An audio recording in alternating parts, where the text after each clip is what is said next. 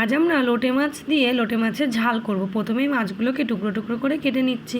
এদিকে আলুগুলোও টুকরো টুকরো করে কেটে নিয়েছি। তার মধ্যে দিয়ে দিলাম পেঁয়াজ কুচি, টমেটো কুচি, রসুন, কাঁচা লঙ্কা, লবণ, হলুদ, লঙ্কার গুঁড়ো, সর্ষে বাটা এবং সর্ষের তেল।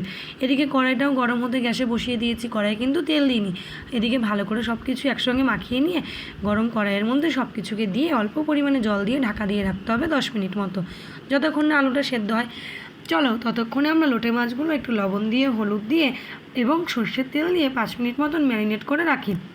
লোটে মাছ কিন্তু কড়াইয়ে দিলেই একদম গুঁড়ো গুঁড়ো হয়ে যায়। আজকের মাছটাকে কিন্তু আমরা গুঁড়ো হতে দেবো না একদমই। তো চলো পুরোটা দেখতে থাকি। লোটে মাছটা দেখো রেখে দিয়েছি। তরকারিটা একটু ফুটে উঠলে, আলুগুলো সেদ্ধ হয়ে গেলে লোটে মাছটাকে আমরা এবার কড়াইয়ের মধ্যে দিয়ে দেবো। বেশিক্ষণ কিন্তু রাখতে হবে না, 5 মিনিট মতন ঢাকা দিয়ে রাখলে পরেই কিন্তু লোটে মাছের ঝাল একদম রেডি। 5 মিনিট পরে কড়াই খুলে মাছগুলোকে একটু উল্টে পাল্টে নেড়ে চেড়ে ওপর থেকে কাঁচা তেল ছড়িয়ে নিলেই রেডি আমাদের